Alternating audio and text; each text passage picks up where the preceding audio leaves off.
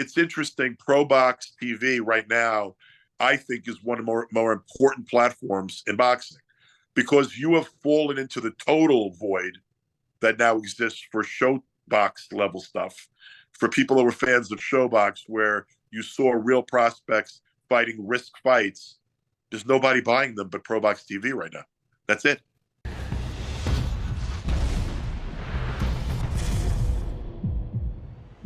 Welcome into the Big Fight Breakdown here on ProBox TV. Download the ProBox TV app. Never fall behind in your boxing news. Well, we've been busy here at ProBox TV. It continues next week, October 23rd. That's right, our Wednesday night fights, this time from Madison Square Garden. Of course, the men who will be calling it with me at the desk with me right now, of course, the champs, Chris Algieri, Paulie Malignaggi, will be calling it also. We have bringing in, it is with Dibella Entertainment. We're bringing in now Lou Dibella to talk about this card and its importance and what it is doing for charity. Thank you so much for joining us, Lou. It'll be Yoshida versus Sharetta Metcalf, the IBF Bantamweight World Championship on the line. No promoter ever got rich telling people what to watch. You get rich finding out what they want to see and giving it to them. What was the thought in putting this card together? Well, first of all, no promoter ever got rich promoting women. Start with that. To tell you that ProBox really stepped into a void here to televise this fight, because these women fought before in a very controversial fight.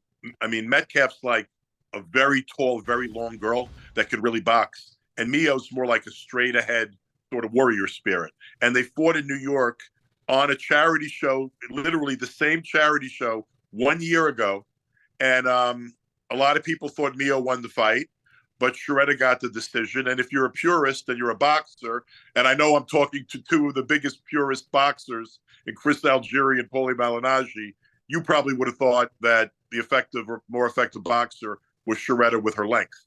But it was a terrific fight. The decision went to Sharetta. A month later, Mio got an opportunity to step in the last minute in a title fight, and she won almost every round against Ebony Bridges to become a champion. And then Sharetta had won the mandatory, interestingly, beating Mio in that fight. So this is a mandated, mandatory between a challenger who already beat the champion and the champion. So it's a really interesting fight. It's a clash of styles, and it was a terrific fight the first time, and I expect an even better fight now. Yeah, Lou, I mean, this is boxing, man. It's all about opportunity and taking risks, and obviously Mio coming off that loss to Sharetta and then stepping in on late notice. I was actually working with the opponent who fell out, Avril Matthew, who was getting ready to fight Ebony Bridges, and we were trading for her to win that fight. She got injured, fell out. Mio steps in, she gets that win. It's very funny that Sharetta had to beat Mio to get her mandatory position. And for once, well, actually, this actually works out in women's fights a lot more, is that what's supposed to happen happened. So now we get this rematch, and it's going to be on this card.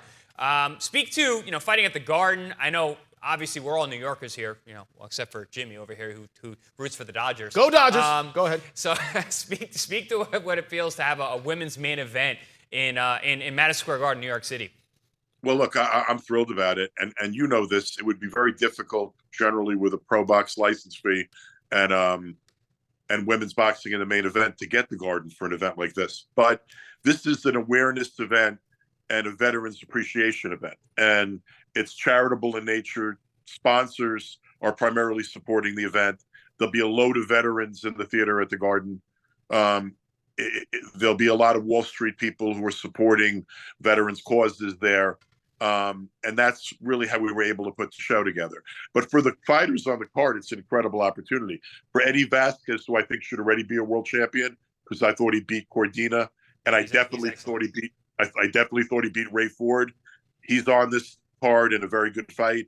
I also have a very, very talented kid in McQuan Williams on the card from Connecticut. McQuan's undefeated. He's in a really good scrap. And then the ladies' fights in the main event. And I'm trying around this weight class to do a unification tournament. And this fight is ideally, hopefully, one of the fights in the tournament. The reason the tournament's not more together is because in this marketplace right now, I couldn't find a broadcast partner or a television partner willing to support a unification of the division.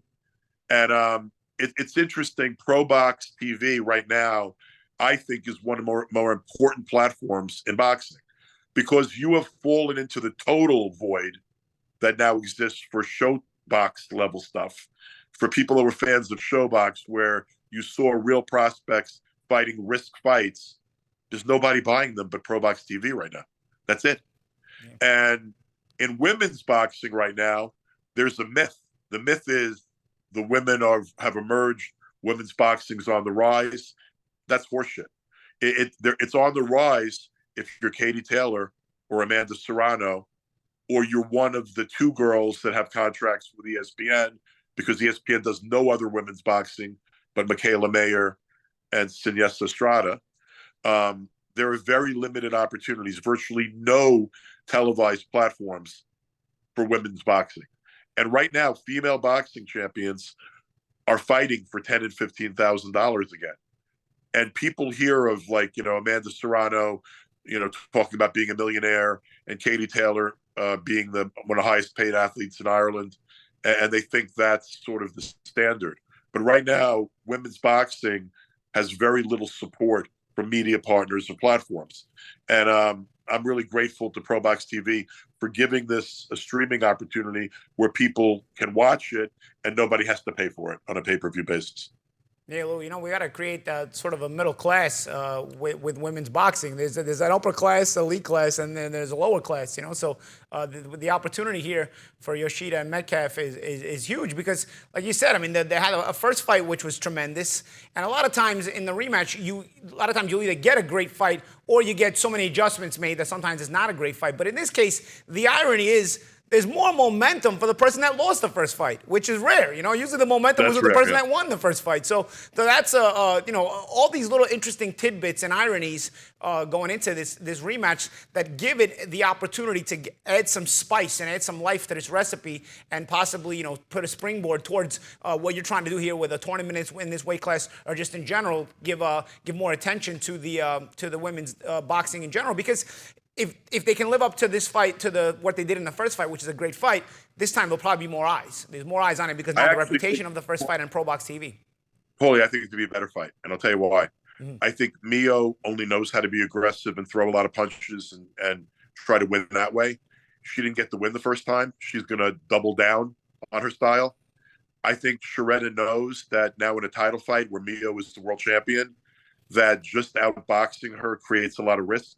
And I think she's going to try to land some authoritative kind of punches, throw more power punches, do less of the ticky-tack stuff. So I actually am expecting a real brawl here and a great fight. But the boxing advantage goes to Metcalf. I think the aggression advantage goes to Mio. And we'll see what happens in this one. Yeah, and what's wild is it's a title fight. Mio is the epitome of take a step backwards to take two steps forward. If she doesn't lose that first fight, she doesn't wind up in the fight with Bridges, correct? Never would have gotten the opportunity. So took a step back and then took two forward by winning a world championship. Exactly. But the other thing that unfortunately happened for Mio is women's boxing took a step back in the last year. And if you want to know why did women's boxing take a step back in the last year? The promoters making the most money in the world, having the most opportunity, having the biggest fucking checkbooks, are beholden to one purchaser, and that dude doesn't really like women's boxing. The Saudis don't really love women's boxing. Sky Nicholson was the first female fight ever on a Riyadh season card, last weekend, I think. But, Turki Al-Sheikh has gone on the record. He's not a big fan of women's boxing. That's his prerogative. And I guess if he's the guy writing the checks, he has that level of control. And I'm not going to hate him for that. I mean, he's allowed to buy what he wants to buy. But it hasn't helped the female game. The female boxing game right now is hurting. And, Paul, you talked about a middle class. I would argue right now that the rich are getting richer even in men's boxing. And if you're a big name and Turkey likes you, you're going to get paid a whole lot of money. And you could be a good American fighter and you don't register. To be honest, everyone knows this. There's an English and an Anglo favoritism with Saudi boxing, which is cool. I get it. They're on a closer time, same time zones. Most of the Saudi royalty and Saudi officials were educated in Great Britain. I think they are more concerned with the British market than they are with the American market. But the proliferation of the giant paydays on the highest level is not trickling down. And if anything, there's less and less grassroots boxing. There's less and less shows of the level that ProBox is doing and that I'm doing here on ProBox on October 23rd. There's almost a lack of a middle class in men's boxing also. And in women's boxing right now, other than literally a half dozen, Dina Thursland is Ring Magazine champion at 118 pounds. She's fought her last few defenses for under $15,000 US. I mean, that's wild when you think about it. Like, she's a great fighter, not just a good female fighter. She's a great fighter. Can't get paid. And these women who are fighting at Madison Square Garden, I'm glad they're getting the opportunity to fight at the Garden. Both you, Chris, and Paulie, you knew what it meant to you the first time you ever fought at the Garden. And these women are thrilled to get that opportunity. But honestly, a girl like Sharetta, who's very, very skilled, should be making more than $12,500 as mandatory, and the champion should be making more than 25 grand in a world that was fair. But I'm never going to wave a flag that women should make anything near what the men make. The market does control that. I'm not, when I say equality, I'm not talking about equality of pay so much as equality of opportunity, and the ability also to ply your trade as a champion and live above the poverty line. I mean, if you fight, do the math. You fight 3 times a year, and you're a world champion, but you're making 15, 20,000. You're making 60,000 in purses before you whack your money up with other people. If you live in New York, you're homeless with that. Yeah, you're basically homeless. And by the way, if not for ProBox stepping into this void on this event, this fight wouldn't have, TV. I mean, I'll tell you flat out, because it pisses me off. I contacted DAZN because DAZN's one of the few entities regularly televising women's boxing, and tried to offer them a tournament and offer them also pay levels of purses where a champion would make 35,000, a challenger would make 20,000 in the first round, and moving up to the semifinals and finals, those purses would go up, and then a meaningful purse to the winner of the tournament. And I didn't even get a response. I was told eventually, when I complained about not having the decency of getting a response, I was told there wasn't any interest unless I wanted to give DAZN the rights for free. And I guess, you know what? Like, never a good or wise move to give up programming for nothing, because then you're setting a standard of what you value yourself at.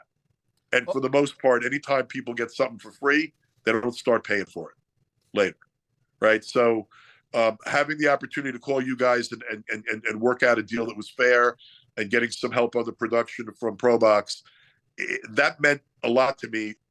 Getting the platform of ProBox, which allows you to watch these fights without having to dip into your pocket if you're a fan, and see the kind of fights you used to get regularly in the old days on Boxing After Dark, undercards in recent years and for decades on Showbox. Now there's no other platform like that. There's ProBox TV, and I think you guys are really doing a great job of helping support the fight, the fight business in the trenches where it needs to be supported.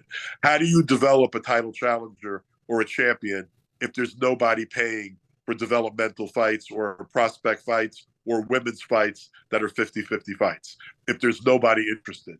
The way Erdenebat fought last night, Lou. The way Erdenebat fought last night. Exactly. To get in the viewership of the way Erdenebat fought of a guy like Erdenebat on a network like this, that's what what creates that grassroots format where guys work their way to contender status that may not have had the big signing bonus, the big eyes on them when they turn pro. But Erdenebat last night, I think, showed why a channel like this needs to exist. 100%. And also it shows why it's of interest to me to partner up with a channel like this on a fighter like Erdenebat, because there's no accident that Erdenebat keeps reappearing. And you actually have boxing people working for your app, your outlet. And they saw what I saw in Erdenebat, and I said, "Look, guys, like let's work together on this kid. Let's build this kid together. Give me a platform for him." And what was last night? His third or fourth fight, Yeah. I think. Yes. On Yep. And he fought at the right weight class for himself. Looked great. Looked strong. The kid called me. I spoke to the kid today and his trainer, and what they said to me is, "We're content with getting paid what we're getting paid right now. We're not sitting there complaining because guys are making more money who are called bigger prospects, because at least we're fighting. Because most other fighters right now aren't fighting every 3 months. And to get a kid like Erdenebat and to be able to show him to your viewers on 4 times a year, like that's how you build a fighter. That's how you build people's interest in a fighter.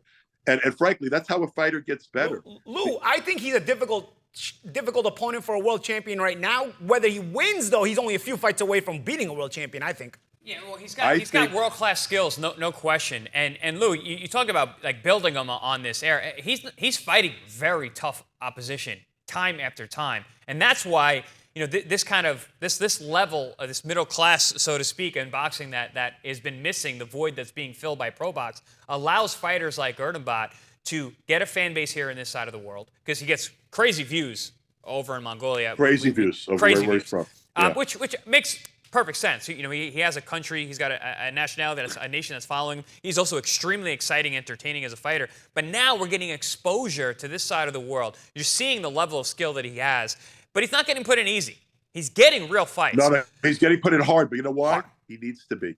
That's my point. He needs to be to get better. He needs to be for you guys to justify giving him the opportunities. He needs to be stimulated, for lack of a better word. He gets bored. He's so much more talented than all these guys, But also, when he gets to that world-class level, you want him to be ready. You don't want him to get there and fail. You want him to get there and win. Well, I'm also going to go a little bit out of school here. This kid's a little bit of a wild man. I don't know if you guys know anything about him. I've heard. But he's a friggin' wild man. And what contains him and what controls him and what stops him from getting naked risk fights that he knows he has to be ready for. Because if you get him opponents that he'll beat on a half training camp, he'll continue to be a wild man in camp. Yep. 100%. So, and he knows that. And his trainer, his manager, the kid, myself, what we're seeking is the most possible activity. Because I really believe this. Give this kid 3 fights in the next 9 months, and I think he's a world champion within 18 months. I got to shamelessly steal from my broadcast partner, Chris, here when we were on air. Chris, you always said, I get the feeling there's more. That he could, he was throwing kisses, he was showboating just a little bit, landing big punches. But, as Chris said on air, man, I feel like there's more. I feel like he could really lay guys out if he really all put it together and wanted to. Do you feel that as well, Lou? Do you feel that there's a little bit more in this kid? I do, but I got to tell you something. I was impressed with last night because people don't really realize this because of the domination by the Mongolian. Yeah. But the other kid was a good fighter. We said that on air a lot. Yeah. I mean, he made that other kid look ordinary. Yeah. And he didn't get the knockout, which he always wants to hurt the other guy. He didn't get the knockout. His trainer loves knockouts, but I was impressed by the level of domination. And I still think he hasn't hit his final gear yet. I think there's another gear there. Yeah, that's what we're talking about. Yep. I think he's getting better with each fight. I don't want to rush him into a title fight in his next fight or two. But like I said, I think a year from now, 3 or 4 more fights, I don't think there's anyone at 130 he can't compete with. Well, Lou, I got to say thank you so much for coming on with us. Of course, next Wednesday, October 23rd from Madison Square Garden. We appreciate you so much for joining us, and we're proud to call this fight next week. Also, I want to say another thing. We're really trying to get as many veterans in the building as possible, and I'm not talking about selling them tickets. I'm talking about giving them away. So if any veteran in the New York area, New Jersey, Connecticut is listening to this, you want to come to this event, contact my office, and you are our guest. We appreciate that very much, and the veterans appreciate it. Thank you so much, Dibella Entertainment, for that, and we'll see you next week. Appreciate you, Lou Dibella. Thank you so much for joining us. And thanks, ProBox TV, for everything you're doing. Thank you. Appreciate it, man. Gentlemen, we hear it every week. We talk about it every week, what's going on ProBox TV. But to hear Lou Dibella, who's been in the game for 20, 30 years. The idea that he appreciates what's going on. How does that feel to you? I'll tell you what, from my experience, Lou, I can remember when he was running things at HBO. So Lou knows how to run a network. You know what I mean? Like Lou, HBO was. I used to tell Lou when he used to promote me. My favorite part of Lou's career was when he ran HBO because it was what the monster HBO became. The best fights. Growing stars, creating stars, and whatnot. So when it comes from a guy like this who understands how to grow a network and grow fighting stars on a network, it kind of holds more weight because it's a guy who understands it, has done it, and understands the landscape of a business that needs to do this and needs to keep the wheel turning to create new stars generationally. Another thing, I remember coming up when he was taking on Sergio Martinez. When Sergio Martinez was a fighter from Spain, no one had heard of him, and he was kind of campaigning to get big fights at middleweight. And I remember Lou Dibella kind of being the underdog guy, but next to Sergio Martinez, going, man, you wouldn't believe this guy. His style is so entertaining and balletic. And he kind of fought him to get the big fights, and he became middleweight champion. Is exactly what we're talking about. Yeah, but exactly what Paulie was saying, just to piggyback on what you're saying. Like, Lou's been at the top of a network, of a major network, but also worked as a smaller level promoter to a local area. He's not Top Rank. He's not, PBC. He's not Golden Boy, where they're at now. So he has to fight for his guys, and he understands that. So he understands the importance of the void that has been created by losing ShowBox and Showtime, by losing ESPN, by losing HBO Boxing After Dark. ESPN would mean Friday Night Fights. Right, ESPN changed. Yeah. So I meant Friday Night Fights. Excuse me. So thank you, Paulie. So now we've created that once again. That vacuum has been filled by ProBox TV. We have that middle class of the boxing community. I love that. He said the middle class. That was really good. For a little guy. Yeah, we got so now we got those Friday Night Fights type level fights. Which, listen, you aren't going to see Mickey Ward on the current crop of ESPN cards. You're going to see him on Friday Night Fights. You're going to see Mickey Ward on ProBox TV, the next Mickey Ward. Mickey Wards of the world came up on that. There was nowhere for them to live anymore. You know what I mean? And even just like ProBox TV, on your way back down, you can fight your way back up. I can remember middle of James Toney's career, seeing him on Tuesday Night Fights, but I'd say network. Another one we lost later years ago. Tuesday Night Fights was the same thing. That kind of middle class area where guys can hover around and it's that springboard to a top level. Because at this point, if you have an upper class and a lower class, the only way you get to the upper class is if you come out of the amateurs with big cameras and a big push already. Protect your record, right? But that was my point about what you said, Jimmy. Now guys can be worked into it. Lou can't fight from the low class with his guys to bring them all the way up to the top class. But with a middle ground, now with a ProBox TV, he can fight for an Erdenebat to get to a position, but not only get there, but be prepared to be there. Nobody would see an Erdenebat. Right. You have to go from low class to title shot. Look at the guys you see on ProBox TV. Without this platform, you wouldn't see these guys. Well, you'll see the next champions on ProBox TV, and we are back next Wednesday, October 23rd from Madison Square Garden. We're calling it. Join us. Download the ProBox TV app. Never fall behind in your boxing news or those great fights. We'll see you next time. Wednesday Night Fights. In partnership with Dibella Entertainment, it's Broadway Boxing, Heroes on the Hudson 2. With proceeds benefiting veterans of the U.S. Armed Forces.